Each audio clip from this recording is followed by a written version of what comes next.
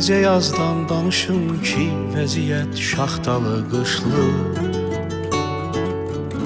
Necə mən bayram edim ki, bir ananın gözü yaşlı. Bir şəhid vermiş ananın ürəyin heç nə ovutmaz. Onları heç kim unutmaz. Sigaret birbirinin ardına qəndən calanarmış. Atanın qəlbi yanan ateşe parmaqda yanarmış.